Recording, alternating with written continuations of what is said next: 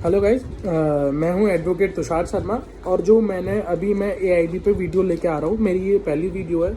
लेकिन जो मैंने एआईबी 20 था वो मैंने खुद दिया है, तो मुझे पता है। मैंने प्रीवियस ईयर के सारे क्वेश्चन पेपर लगा के गया था मैं एआईबी के लिए, लेकिन वहाँ पर पैटर्न अलग आया।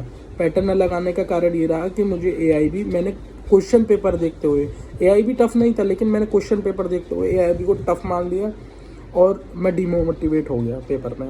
हालांकि मैंने पेपर पास करा है, लेकिन अब आपको मैं बताने जा रहा हूँ कि उसको एआईबी को कैसे, हमारे पास 7 डेज रह चुके हैं और जितने भी एआईबी कैंडिडेट्स हैं मैं उन सब के लिए इतना मैं कह रहा हूँ कि अगर आप मेरी वीडियो ही देखकर चले जाएंगे तो मैं 99% जो कैंडिडेट्स हैं वो एआईबी को क्रैक करके आएंगे। और जो बचे, मैं 99% क्यों कहना चाह रहा हूँ कि उसका एक कारण हो सकता है कि किसी ने वेयरएक्ट नहीं देखे या कोई भी और बहुत सारी समस्याएं आ सकती हैं किसी के सामने। तो वो सारी चीज़ों को, उन चीज़ों को छोड़ के मैं 99% जितने भी कैंडिडेट्स हैं वो जो देख के जाएंगे उनका एआईबी क्लियर होना ही है।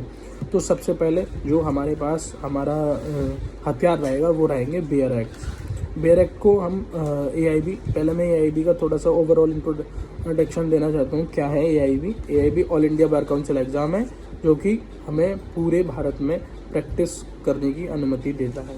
ठीक है, ये एक ओपन बुक एग्ज़ाम होता है, इसमें हम बेयर एक्ट ले जा सकते हैं। ओपन बुक मतलब कि पहले होता था, अभी ओपन बेयर एक्ट होता है। अब हम ओनली बेयर एक्ट ही ले जा सकते हैं एआईबी एग्ज़ाम में। अच्छा, अब हम आते हैं एग्ज़ाम कैसे क्रैक करना है, क्योंकि हमारे पास ओनली बचे 7 डेज। खाली 7 डेज में एग्ज़ाम क्रैक करने के लिए सिर्फ हमें ट्रिक से चलना पड़ेगा। अभी तक आप लगा लो कि बिल्कुल आपने कुछ नहीं पढ़ा है, या जो भी पढ़ा आप भूल गए, या आपने प्रैक्टिस सेट लगाए, क्योंकि उनका कोई मतलब रह नहीं जाता। क्योंकि मैं 10 ईयर्स के प्रैक्टिस सेट लगा कर गया था एआईबी के लिए, और जो कि मेरे काम नहीं आए। थोड़ा सा बस उन्होंने ओवरऑल मुझे आइडिया दे चुके थे वो, लेकिन वो मेरे काम नहीं आए थे। अब हम आते हैं कि कैसे हम एआईबी के पेपर को क्रैक कर सकते हैं। वीडियो थोड़ा लंबी जाएगी क्योंकि 7 डेज रह चुके हैं, तो 7 डेज में हम वीडियो को लेंथ ना देखकर, मैं देखूंगा मेरे जितने भी कैंडिडेट जो वीडियो देखकर जा रहे हैं वो पास हों। ठीक है, तो अब हम आगे बढ़ते हैं। तो सबसे पहले हमारा जो एआईबी के लिए हथियार रहेगा वो रहेंगे बेयर एक्ट।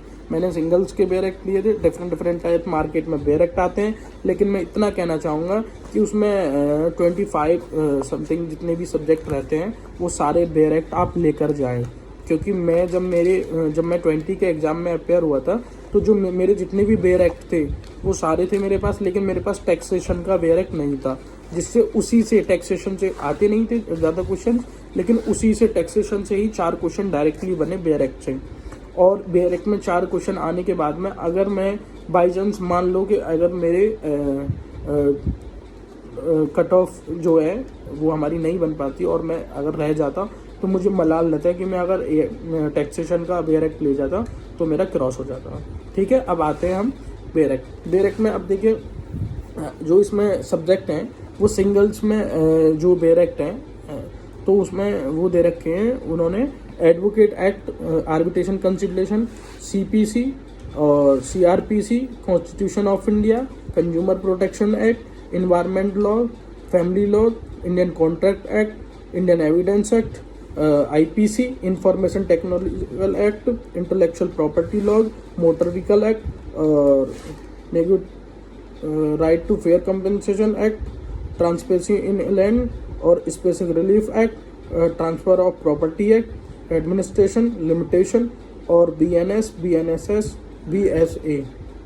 और हमारा एक बचा सिविल इंस्ट्रूमेंट्स एक्ट। तो ये हमारे जो है बेयर एक्ट दे रखे हैं इसने। आप इसको देख सकते हो एक मिनट से, तो उनको क्लियर कराने के लिए आया हूँ। क्योंकि क्या है ना, एआईबी में फेल अगर बच्चा हो जाता है तो वो इतना बड़ा डिमोटिवेट हो जाएगा कि अगर मैं ओपन बुक एग्ज़ाम में ही पास नहीं हो पाया तो मैं जुडिशरी के या लिटिगेशन में या मैं किसी भी एग्ज़ाम को कैसे पास करूँगा। तो हमारी फ्रेटर्निटी बनने जा रहे हैं या बन चुके हैं, जो लॉ स्टूडेंट हैं, जो वीडियो को पहले देख रहे हैं या बाद में देख रहे हैं, या लेकिन मेरा फोकस यही रहेगा कि जो एआईबी 21 वाले जो कैंडिडेट्स हैं उन तक वीडियो जानी चाहिए, और उनके पास जाने के बाद में सारी चीज़ें ये क्लियर कर पाएँ एग्ज़ाम। ठीक है, वीडियो तो लंबी लेंथ की होनी है, मैं वीडियो की लेंथ पे फोकस नहीं कर रहा हूँ अभी। अब हम चलते हैं बेयर एक्ट की तरफ।